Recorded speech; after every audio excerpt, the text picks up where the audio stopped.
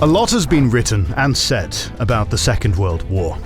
Still, even an event as epic in its impact on human history as the most destructive war ever fought is inevitably going to have less discussed subjects.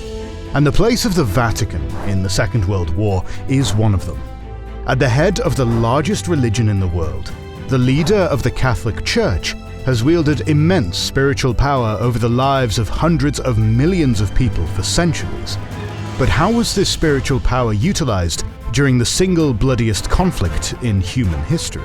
In this video, we'll talk about the cautious, yet controversial, diplomacy of the Holy See and Pope Pius XII during the Second World War. This video is sponsored by you. Unfortunately, the YouTube environment is not great right now, with the algorithm being friendlier to drama and react channels and YouTube being permissive of AI slop. We don't do drama and we don't do AI, but thanks to our members and patrons, our channel continues to make 3 public videos per week, with the team intact and going strong. In recognition of their generosity and contributions, members and patrons receive 2 additional exclusive videos each week, and access many other perks. Join them to watch more than 250 exclusive videos covering every era of history. Join them by scanning the QR code on your screen, via the links in the description or pinned comment, or by pressing the join button under the video. By the interregnum years of the 1930s, the Vatican was far from the geopolitical and cultural force it used to be. It still exerted a significant influence over Catholic Christians throughout the world. Still, its impact on politics had become much smaller than it had been during the Middle Ages and the Renaissance. The 20th century was the time of massive armies and monumental conflict, which dwarfed whatever soft power the Holy See had at that point. Perhaps the best way to illustrate the mismatch between the Vatican and the global powers fighting for ideological and military supremacy is to mention the quote attributed to Joseph Stalin, said to Churchill during the Potsdam Conference. "How many divisions did you say the Pope has?" On the eve of the war, however, the Vatican was quite active in trying to bring the emerging blocs to the table to avoid another conflict in Europe. In addition, it was also taking steps to prevent the persecution of Catholics. In 1933, Pope Pius XI signed a concordat with Nazi Germany, giving legitimacy to Hitler to safeguard the Catholic minority in Germany. But when the Nazi regime launched a campaign of persecution against Catholic clergy in the 1930s, the Pope delivered an encyclical called Mit brennender Sorge, meaning with deep anxiety. This encyclical was to be read by Catholic priests to their congregations, and disseminating it was quite a courageous step to take by the Pope, which nevertheless caused only further repressions against the clergy. Pius XI was also critical of anti-Semitic laws adopted by Italy in 1938. Mussolini, who was not a big fan of criticism, had no choice but to put up with the pesky Pope, who was revered by millions of Italians. Mussolini was happy when Pius XI passed on, and was succeeded by Pius XII, who was known for his cautious character and unwillingness to rock the boat. The new Pope saw the Holy See as a neutral force for good in Europe, where the clouds of war were already gathering. Pius XII considered it important to maintain good relations with all European powers, including Nazi Germany, to have a chance at engaging in diplomacy with them and to protect Catholics from suffering. Thus, he refused to condemn the German assault on Czechoslovakia. Instead, he worked behind the scenes to organize a peace conference with France, Germany, England, Italy, and Poland. The French saw it as a concerted effort between Italy and the Vatican to force them into concessions in North Africa, while Mussolini resented the protagonism of the Pope. Hence, the initiative failed. Here, Germany also stood with its Italian allies, but at the same time, Hitler was keen to improve relations with the Holy See. Hitler had a secret envoy to the Vatican by the name of Prince Philip von Hessen, who met with Pius XII several times. This became known only after the archives of Pius XII were opened. The talks mostly focused on the treatment of Catholic Germans by the Nazi regime, and both sides said nice things to each other. But when the Second World War started in September 1939, the priorities shifted.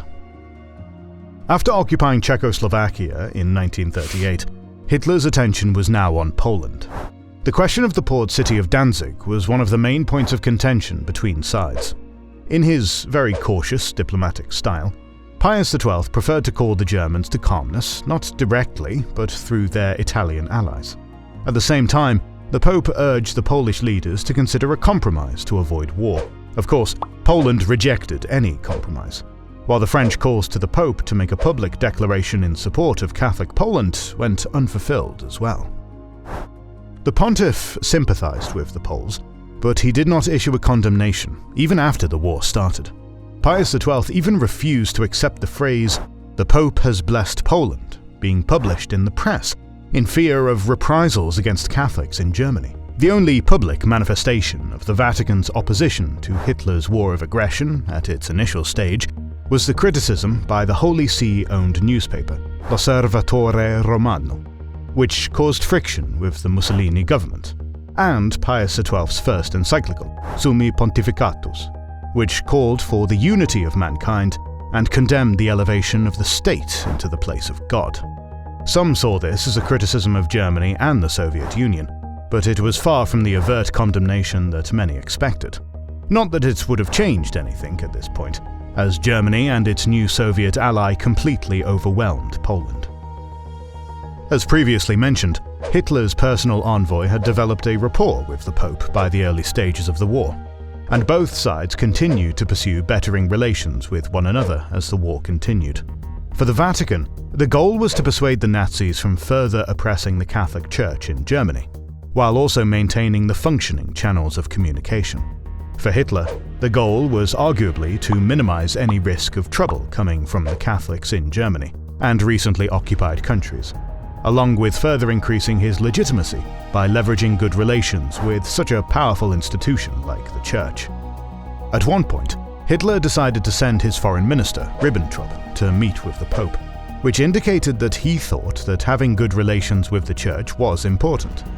Pius XII asked the Germans to stop anti-church activities as a means to create fruitful conditions for cordial talks. On the Pope's insistence, the meeting with Ribbentrop was going to be secret. Again, the protocol of the meeting shows that the Pope's main focus was the well-being of Catholics in Germany and Austria, rather than calling Ribbentrop to stop the war or take measures to decrease the suffering of civilians.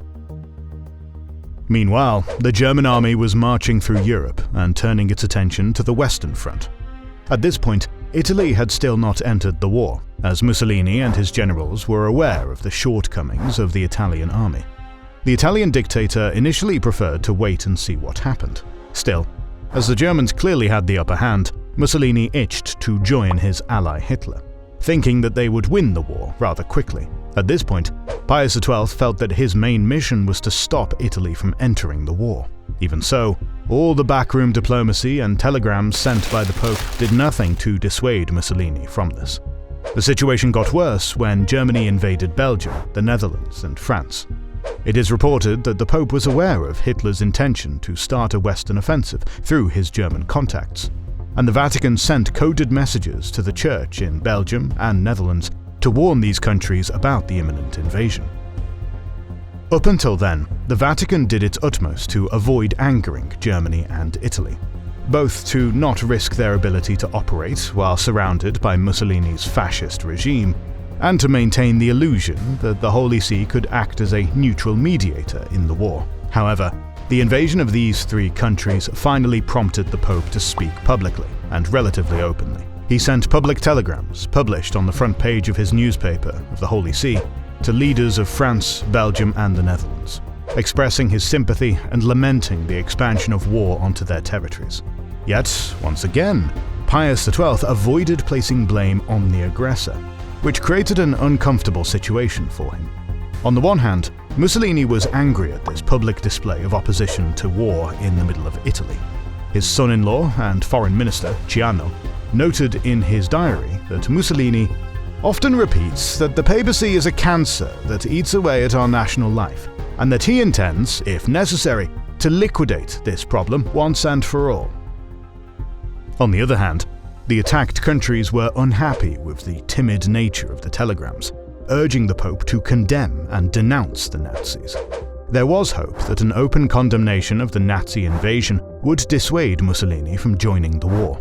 Unfortunately, the rapid Nazi advance and the Pope's unwillingness to alienate Germans and Italians further meant that the Vatican was not going to condemn the invasion.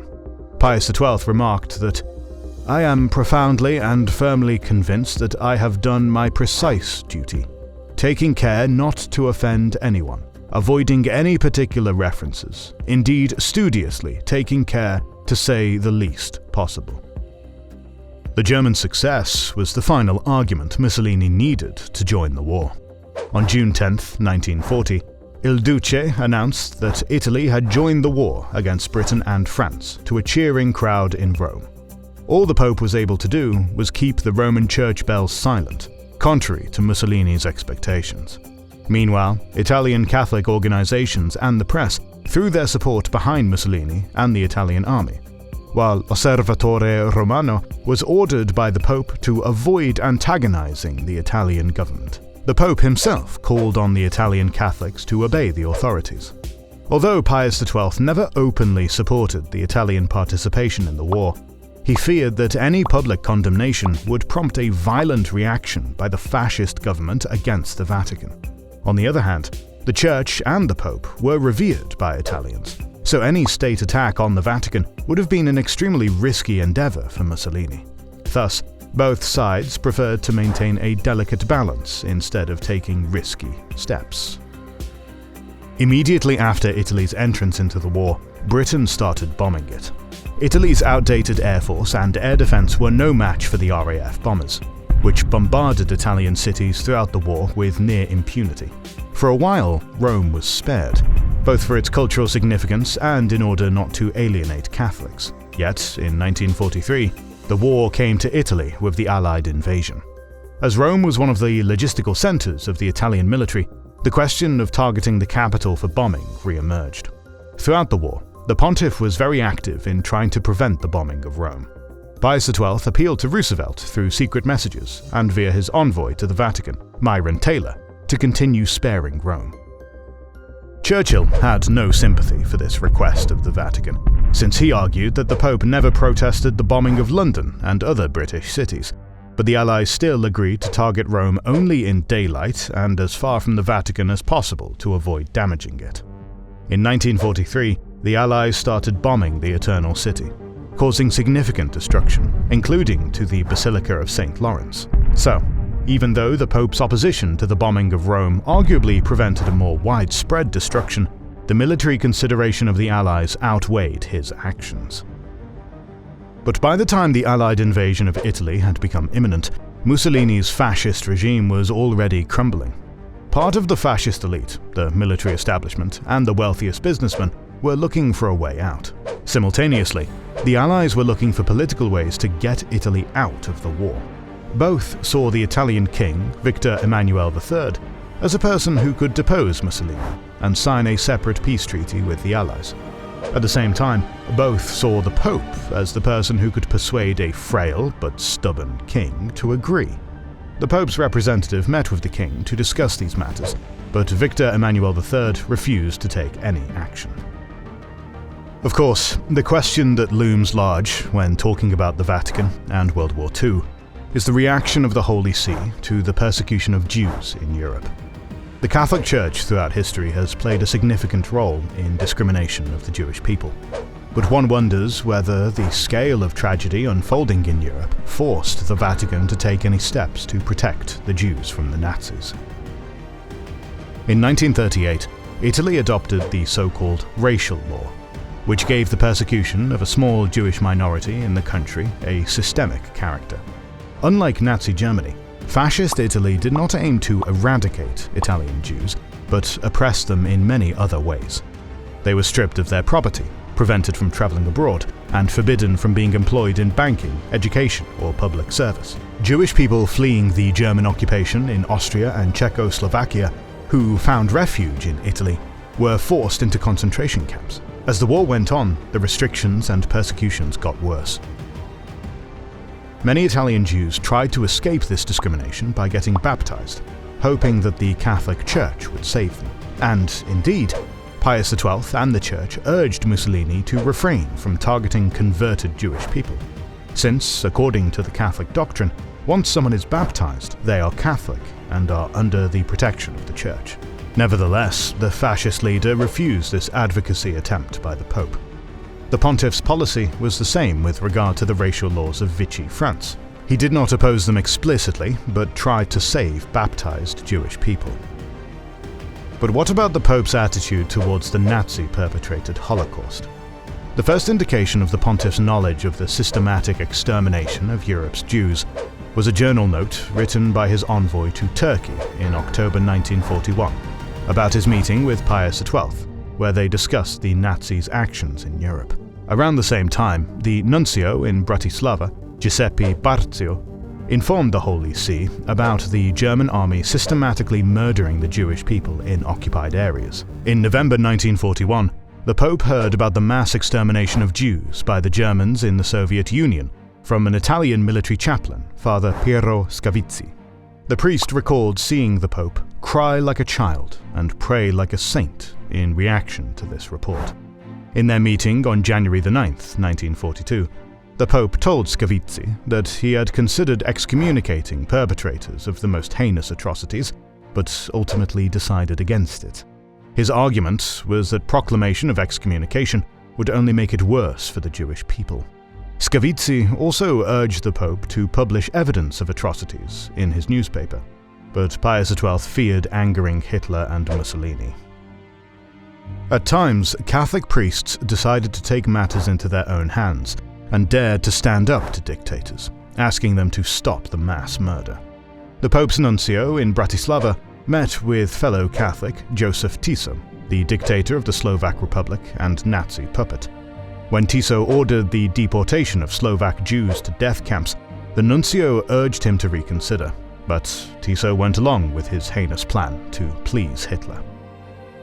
Reports of atrocities kept coming to Rome as the war went on, as did the urges from around the world for the Pope to speak out against them. In his 1942 Christmas radio broadcast, the Pope said, "Hundreds of thousands of people who, through no fault of their own and solely because of their nation or their race, have been condemned to death or progressive extinction." He did not specifically mention Nazis or Jews, but many saw it as a clear condemnation of atrocities against the Jewish people. Despite this, the Pope also said other things which the Axis were happy to use in their propaganda. Those who urged Pius XII to speak out expected him to make an explicit condemnation, but even this implicit statement was seen as a risky move by him. And the Pope was disappointed to see others not recognize the conditions under which he had to speak out, which limited his rhetoric. At times, the Pope's direct intervention did help some people. For instance, in April 1943, there were reports about the German request from the Italians to deport Jewish people from Italian-occupied France and the Dalmatian coast. On this occasion, the Pope decided to intercede, and the Italian Foreign Ministry assured his representative that this would not happen. On other occasions, though, he was not as successful.